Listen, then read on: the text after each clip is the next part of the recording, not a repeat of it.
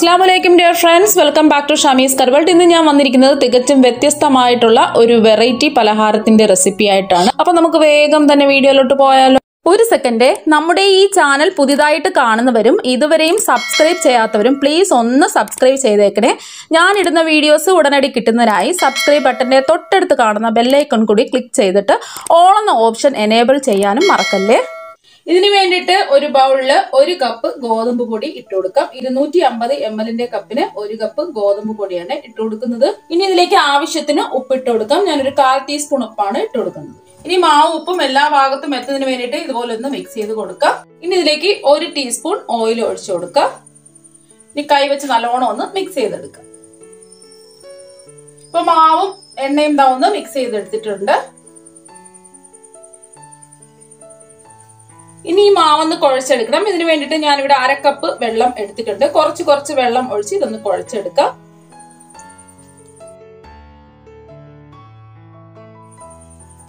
അപ്പൊ ഞാൻ എടുത്തിട്ടുള്ള സാധാരണ നോർമൽ വാട്ടർ ആണ്, ചൂടുവെള്ളമൊന്നും അല്ല.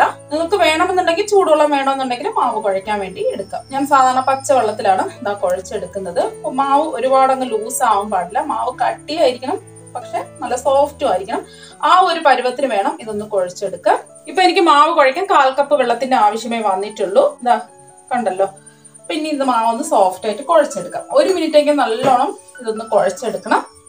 ഇപ്പൊ മാവ് 1 മിനിറ്റ് ഒന്ന് സോഫ്റ്റ് ആയിട്ട് ഇതാ കുഴച്ചെടുത്തിട്ടുണ്ട്. ഇനി ഇത് ഉരുളകളാക്കി എടുക്കാം. കുറച്ച് മാവ് എടുക്കാം, ഇതുപോലെ ഒന്ന് ഉരുട്ടിയെടുക്കാം. ബാക്കിയെല്ലാ മാവും ഇതുപോലെ ഉരുളകളാക്കി എടുക്കാം.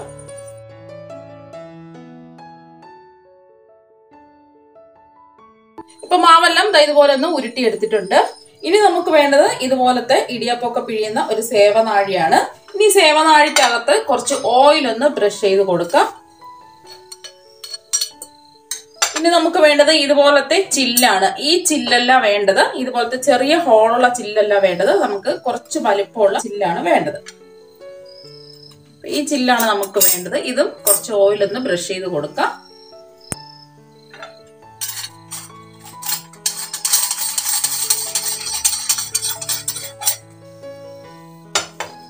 ഇനി ഉരുട്ടിയെടുത്ത മാവ് ഈ സേവനാഴിക്കകത്ത് ഇട്ട് കൊടുക്കാം.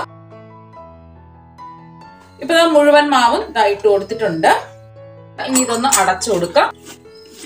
ഈസി ആയിട്ട് നമുക്ക് പിഴിഞ്ഞെടുക്കാൻ പറ്റും. ഇപ്പൊ ഞാനൊരു കടായി എടുത്തിട്ടുണ്ട്. ഇതിലേക്ക് 1 ലിറ്റർ വെള്ളം ഒഴിച്ചു കൊടുക്കാം. ഫ്ലെയിം കൂട്ടി വെച്ച് കൊടുക്കാം. ഇപ്പൊ വെള്ളം തിളച്ചിട്ടുണ്ട്. ഈ തിളച്ച വെള്ളത്തിൽ വേണം ഈ മാവ് പിഴിഞ്ഞൊഴിക്കാൻ വേണ്ടിയിട്ട്. ഇതുപോലെ ചുറ്റിച്ച് വേണം ഇതൊന്ന് പിഴിഞ്ഞൊഴിക്കാൻ.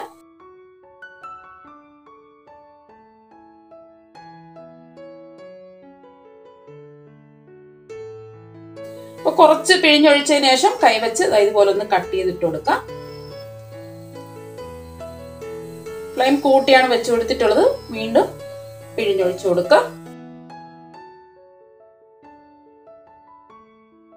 അപ്പൊ മുഴുവനും പിഴിഞ്ഞൊഴിച്ചു കൊടുത്തിട്ടുണ്ട്.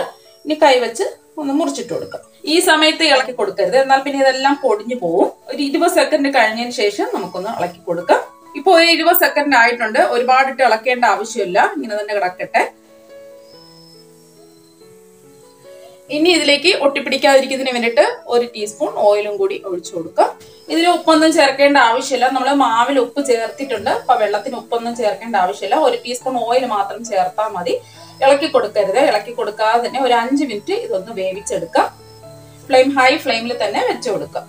ഇപ്പൊ ഒരു 5 മിനിറ്റ് ആയിട്ടുണ്ട്. ഇത്രയും മതി. ഇപ്പൊ മാവൊക്കെ ഒന്ന് വെന്ത് വന്നിട്ടുണ്ട്. ഇനി നമുക്ക് വെള്ളത്തിൽ നിന്ന് ഇത് കോരി മാറ്റാം. തിളച്ച വെള്ളത്തിൽ നിന്ന് കോരിയെടുത്ത മാവ് പച്ച വെള്ളത്തിൽ ഇട്ട് കൊടുക്കാം. 1 മിനിറ്റ് ഇങ്ങനെ കിടക്കട്ടെ. 1 മിനിറ്റ് ആണ് പച്ച വെള്ളത്തിൽ ഇട്ട് കൊടുത്തിട്ടുള്ളത്. നല്ല സൂപ്പർ ആയിട്ട് കിട്ടിയിട്ടുണ്ട്. ഒട്ടും പൊട്ടിപ്പോയിട്ടൊന്നുമില്ല. കണ്ടോ? ഇതൊന്ന് അരിച്ചൊഴിക്കാം. ഇപ്പൊ അരിച്ചൊഴിച്ചിട്ടുണ്ട്. ഇനി ഇത് മാറ്റി വെക്കാം. ഇപ്പൊ ഞാനൊരു പാൻ ഒന്ന് ചൂടാക്കാൻ വെച്ചിട്ടുണ്ട്. ഇതിലേക്ക് 1 ടേബിൾ സ്പൂൺ ഓയിൽ ഒഴിച്ചു കൊടുക്കാം. ഓയിൽ ഒന്ന് ചൂടാവട്ടെ. ഇപ്പൊ ഓയിൽ ചൂടായിട്ടുണ്ട്. ഇതിലേക്ക് 8 വെളുത്തുള്ളി അല്ലി ചെറുതായിട്ട് നീളത്തിൽ അരിഞ്ഞതാണ് ഇതിലേക്ക് ഇട്ട് കൊടുക്കാം. ഒന്ന് ഇളക്കി കൊടുക്കാം. ഫ്ലെയിം കൂട്ടി വെച്ചു കൊടുക്കാം. എല്ലാം പെട്ടെന്ന് തന്നെ ചെയ്തെടുക്കണം. ആ വെളുത്തുള്ളിയുടെ ഒരു പച്ച ടേസ്റ്റ് ഒക്കെ പോയി കിട്ടണം. എന്ന് വരേണ്ട ആവശ്യമൊന്നുമില്ല.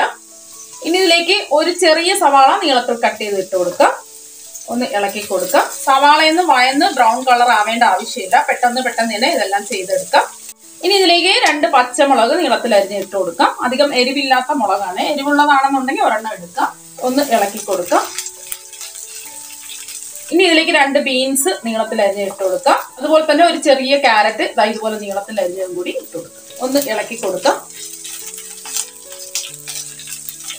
ഈ സവാളയും അതുപോലെ തന്നെ ബീൻസും ക്യാരറ്റും ഒന്നും വാടി വരേണ്ട ആവശ്യമൊന്നുമില്ല. ചെറുതായിട്ട് നമുക്കൊന്ന് കടിക്കാൻ കിട്ടണം. ആ പരുവത്തിൽ വേണം ഇതൊന്ന് ഇളക്കി യോജിപ്പിച്ചെടുക്കാം. 1 മിനിറ്റ് ഒന്ന് ഇളക്കി കൊടുത്തിട്ടുണ്ട്. ഫ്ലെയിം കൂട്ടിയാണ് വെച്ച് കൊടുത്തിട്ടുള്ളത്. ഒരു ക്യാപ്സിക്കത്തിന്റെ പകുതിയാണ് നീളത്തിൽ കട്ട് ചെയ്തെടുത്തതും കൂടി ഇട്ട് കൊടുക്കാം. 1 മിനിറ്റും കൂടി ഒന്ന് ഇളക്കി കൊടുക്കാം. ഫ്ലെയിം മീഡിയം ടു ഹൈയിലോ അല്ലെങ്കിൽ ഹൈ ഫ്ലെയിമിലോ ഇട്ട് കൊടുക്കാം. നിങ്ങൾക്ക് അടിയിലൊക്കെ പിടിക്കാൻ സാധ്യത ഉണ്ടെന്നുണ്ടെങ്കിൽ മീഡിയം ടു ഹൈയിൽ ഇട്ട് കൊടുത്താൽ മതി. ഇപ്പൊ 1 മിനിറ്റ് ആയിട്ടുണ്ട്. അപ്പൊ നിങ്ങളുടെ കയ്യിൽ ചില്ലി സോസ് ഉണ്ടെന്നുണ്ടെങ്കിൽ 1 ടീസ്പൂൺ ചില്ലി സോസ് ഇട്ട് കൊടുക്കാം. ഞാനിവിടെ 1/2 ടീസ്പൂൺ കാശ്മീരി മുളക് പൊടിയാണ് ഇട്ട് കൊടുക്കുന്നത്. ഒന്ന് ഇളക്കി യോജിപ്പിച്ച് കൊടുക്കാം. ഇനി ഇതിലേക്ക് 1 ടീസ്പൂൺ സോയാ സോസ് ഒഴിച്ചു കൊടുക്കാം. അതുപോലെ തന്നെ 2 ടീസ്പൂൺ ടൊമാറ്റോ സോസും കൂടി ഒഴിച്ചു കൊടുക്കാം. ഒന്ന് ഇളക്കി യോജിപ്പിച്ച് കൊടുക്കാം.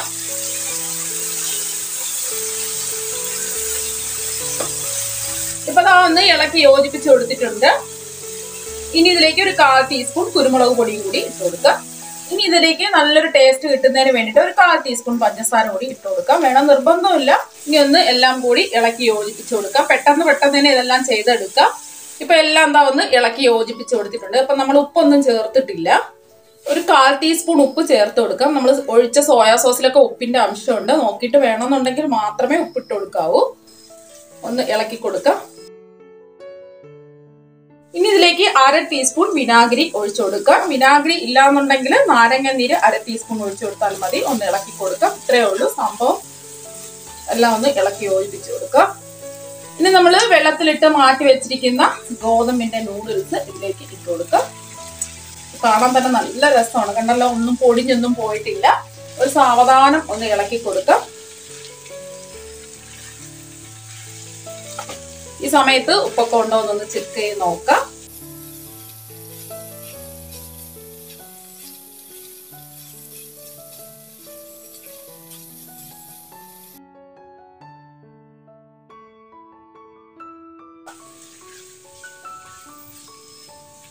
ഇപ്പൊ ഇതെല്ലാം ഒന്ന് ഇളക്കി യോജിപ്പിച്ച് കൊടുത്തിട്ടുണ്ട്. കണ്ടല്ലോ, ഒന്നും പൊടിഞ്ഞൊന്നും പോയിട്ടില്ല. നല്ല പെർഫെക്റ്റ് ആയിട്ട് ഇതാ കിട്ടിയിട്ടുണ്ട്. ലാസ്റ്റില് കുറച്ച് മല്ലിയിലയും കൂടെ കട്ട് ചെയ്ത് ഇട്ട് കൊടുക്കാം. ഒന്ന് ഇളക്കി യോജിപ്പിച്ച് കൊടുക്കാം. ഇനി ഒരു പാത്രത്തിലേക്ക് മാറ്റാം. ആ ചൂടോടുകൂടി തന്നെ ഒരു പാത്രത്തിലേക്ക് മാറ്റാം. അപ്പൊ നമ്മുടെ വളരെ ടേസ്റ്റിയും പെട്ടെന്ന് ചെയ്തെടുക്കാൻ പറ്റുന്ന ഗോതമ്പ് വെച്ചുള്ള നൂഡിൽസ് ഇതാ ഇവിടെ റെഡി ആയിട്ടുണ്ട്. നിങ്ങൾ എല്ലാവരും ഇതുപോലെ ഒരു പ്രാവശ്യം ട്രൈ ചെയ്ത് നോക്കാം. തീർച്ചയായും നിങ്ങൾക്ക് എല്ലാവർക്കും ഇഷ്ടപ്പെടും. അപ്പൊ നമുക്ക് മറ്റൊരു വെറൈറ്റി ഡിഷുമായിട്ട് വീണ്ടും കാണാം. താങ്ക്